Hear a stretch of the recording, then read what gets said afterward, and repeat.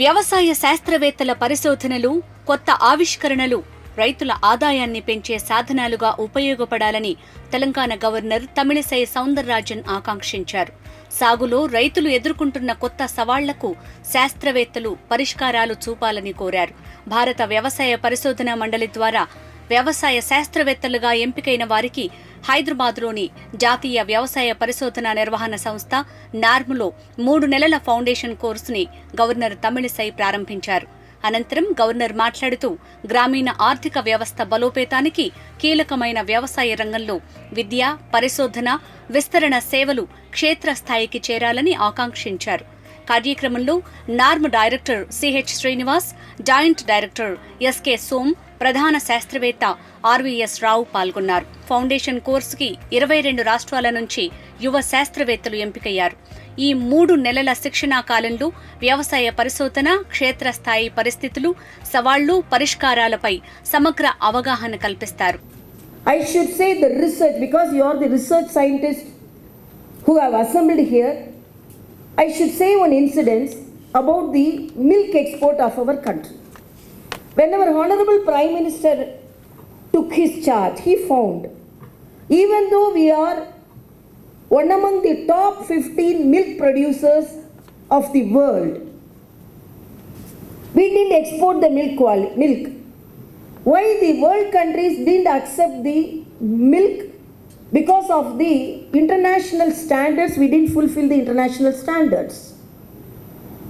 So a meeting was convened and an eminent scientist like you, actually they had a very brainstorming session, and they found out there were 3 barriers which prevented our milk to be exported. So they found the disease prevalent among the bovine disease, and the poor nutrition, and the low quality of breeding. I should say, immediately India took up the largest vaccination movement for bovine. As a doctor, I appreciate the central government for moving forward with the immunization program Indradhanush, for immunizing the children for preventable disease. But in the world, India took the largest vaccination program for cows, and 1,056 million doses every year was given to the Indian bovine vaccine, resulting in the acceptance of the Indian milk by the world countries. So they have prevented the bovine diseases, and they also launched the 2 American companies were involved in artificial insemination. So why I am telling means, because as a doctor, this higher technique in the new technology in breeding, we all know. So this technique has been involved in the fertilization of the cows. So I should say the production of the milk multiplied, and now India tops the world in milk production and the export of milk to the other countries. So from simple analyzing a situation, even though we had the milk production, and because of some of the hurdles the farmers and the group faced, when it is corrected with scientific way, we have achieved the result. So you have assembled here to give such fantastic results to our nation. So I really appreciate your efforts. And apart from that, you have assembled here from 22 states. Agriculture education is now the dynamic process with fast changing national and international scenario. The National Academy of Agriculture and Research Management, I am sure, is also stepping up to the challenge to fulfill the demand of a renewed paradigm of the facility to facilitate and undertake human capacity building. That is very important for developing self-motivated professionals and entrepreneurs in view of changing scenario of globalized education. Innovative approach. You are all involved in that. That innovative approach should be adopted to strengthen agricultural research and education in India. Institutes like National Academy of Agricultural Research Management can certainly play an important role in this direction by providing research-based projects with the help of industry. I appeal to the agricultural research institutes to reorient themselves amid the challenges of food security and climatic changes. This is very important. India's food production multiplied 3.75 times while population multiplied by 2.55 times during the past 70 years. The net result has been a 45% increase in per capita food production, which has made the country self-sufficient and also a net food exporting country. That is very important. Today we are the world's largest producer of milk, pulses and jute, and the second largest producer of rice, wheat, sugarcane, groundnut, vegetables, fruits and cotton. We are also one of the leading producers of spices, fish, poultry, livestock and plantation crops.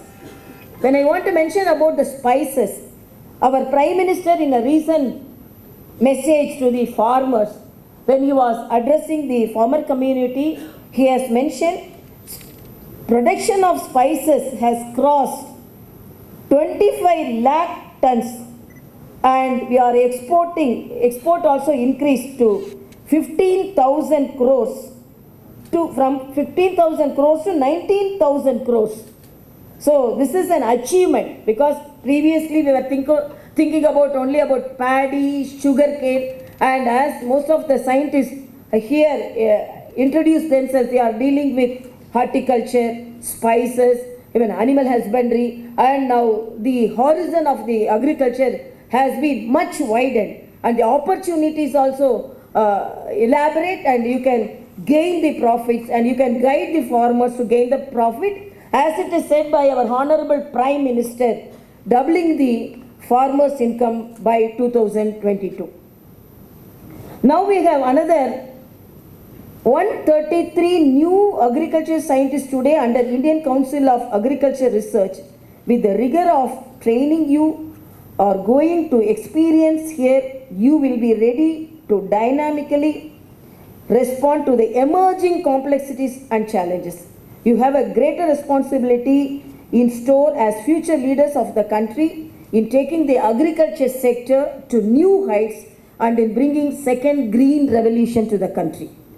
It is gratifying that contributions of the academy are visible as an institution of the agricultural research management in harnessing developments for sustainable growth and welfare of the farmers, consumers and other stakeholders.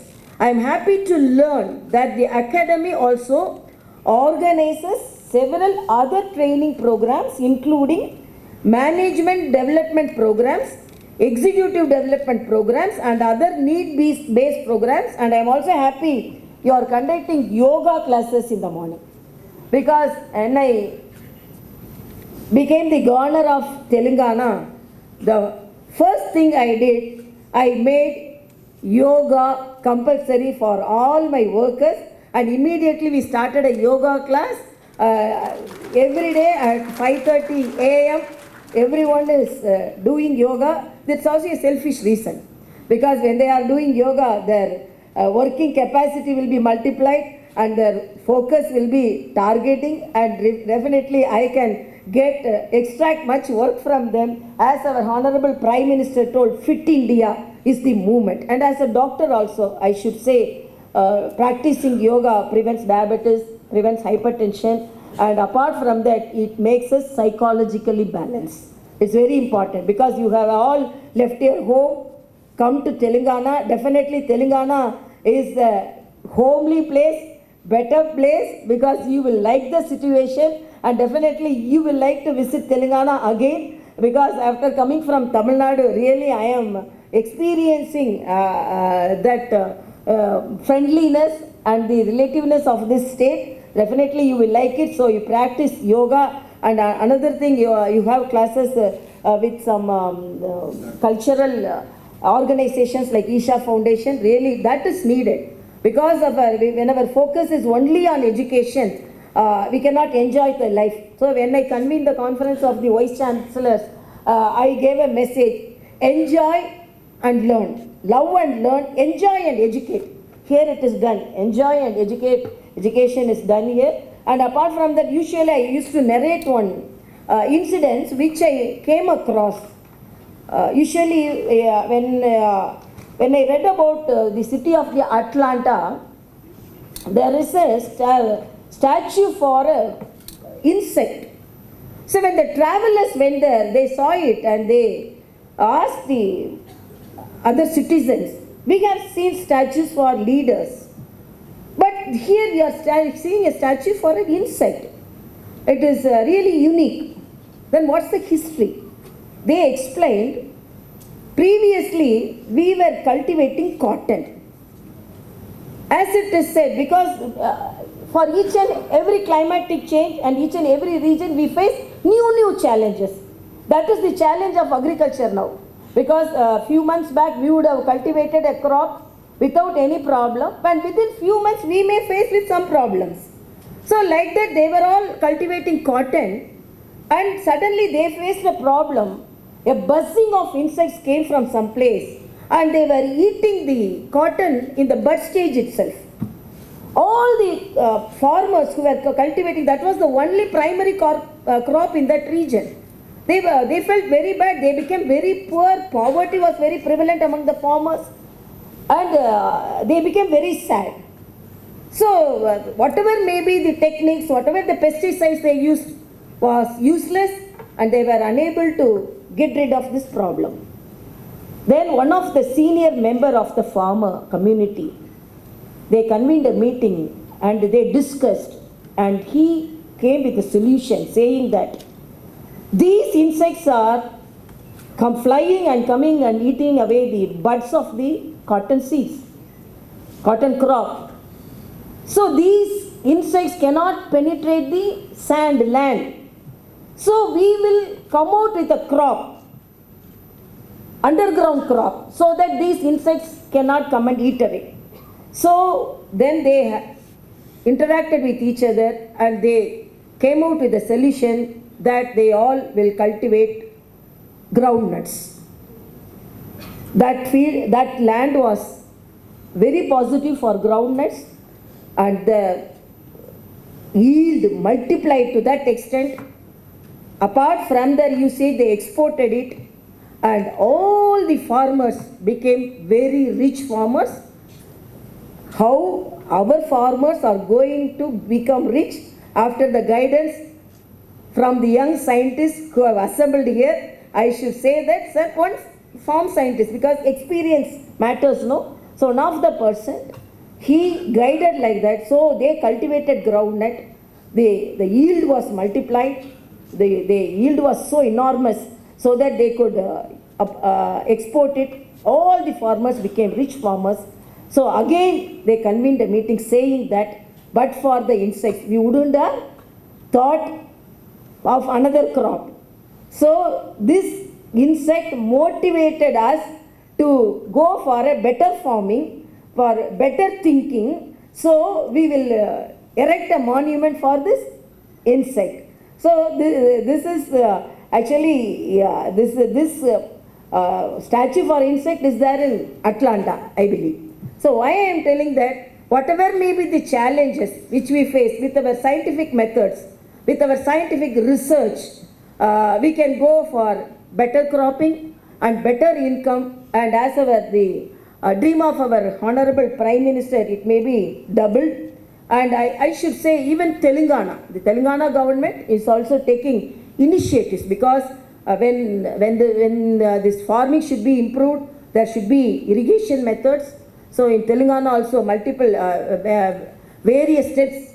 The government is moving forward, taking various steps to improve the irrigation methods, to water quality and to improve the water availability and the forestry. So I should appreciate this government also for taking the agriculture in a much forward way, and the dream of our Honorable Prime Minister making the farmers' income to double the farmers' income will come true with the efforts of the young scientists like you. Thank you so much.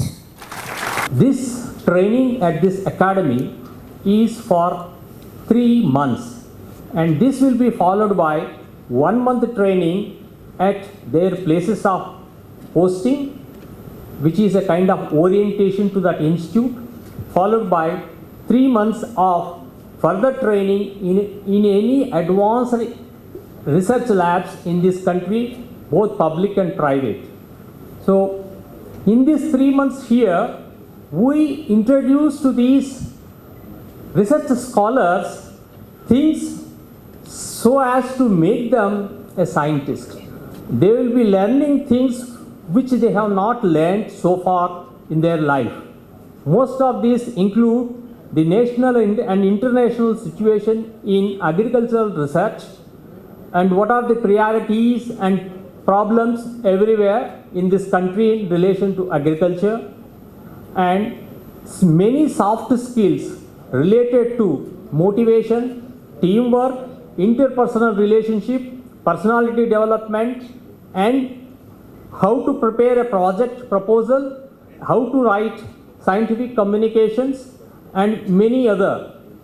So they also have a training program for 3 weeks at villages called field experience training.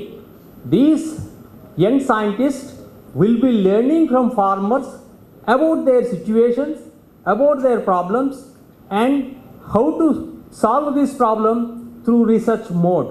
So after 3 weeks of staying at villages, learning the problems of the farmers and applying different instruments to find out what are the problems faced by that region farmers, and they come back here and propose project proposals how to solve these problems.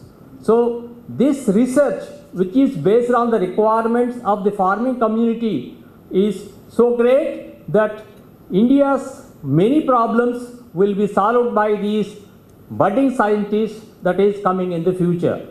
And in the third phase, these people will be meeting so many luminaries in the Indian agricultural research systems, and they will be interacting with many research institutions that are available in Hyderabad. Overall, through this process of training at 3 months at this academy, they will be exposed to situations so as to transform them from a research scholar to a young scientist. So it is up to them how to transform themselves from research scholar to young scientist, but we provide every opportunity so that they learn something here and become great researchers of the future. The glorious journey of Indian agriculture, madam, witnessed country's food production from just 50 million tons 70 years back to 285 million tons this year. Along with the 284 million tons of food production, we have another 315 million tons of fruits and vegetables. We have 170 million liters of milk, plenty of eggs, and now self-sufficiency we are exporting. And we are, despite of these things, madam, farmers' income and livelihoods are low. This is the reason Honorable Prime Minister of India, Shri Narendra Modi ji, who has called for doubling the farmers' income. He has drawn all of our attention, not only crop productivity, farmers' income, and bring all the agriculture scientists and government departments towards the farmers' livelihoods. While doing so, madam, there are many challenges ahead. The soils are not the same soils of 70 years old. Water crisis. Madam, you yourself have seen that in Chennai city water crisis, and its quality is declining. Climate change impacts such as droughts, floods. These young scientists have greater responsibility to find out the solutions, to see the farming is profitable, remunerative, so that farmers of the country are happy. When farmers are happy, we believe country is happy. And at the same time, Honorable Prime Minister has 5 trillion economy target. And agriculture sector, you and me, everybody need to contribute to that Prime Minister's mission. During next 3 months, Madam, as Dr. R.V.S. Rao told, they will be undergoing foundation course which include to understand the ecosystem challenges. Because ecosystem challenges in Andaman are different from Arunachal Pradesh, Arunachal Pradesh are different from Gujarat, or Rajasthan in arid system, or Jammu Kashmir Himalayan ecosystem. And opportunities and find out the technologies to implement in farmers' fields regionally in different states. At the same time, we have overall philosophy of this foundation course is, Madam, to make them best scientists of the country, to mold them to the best researchers, technology developers. As they grow in their career, they keep coming to this academy. After 5 years, they may be coming back to this academy. After 10-15 years, as a senior scientist, they will be coming here. As a professor, head of the departments, they will be coming under MDP. Once they become directors of ICAR Institute, again they are coming for senior EDP training. And there will be a strong linkage for entire 40 years, they will be keep coming. That's why, Madam, NAARM is called as a Gurukul for all agriculture scientists.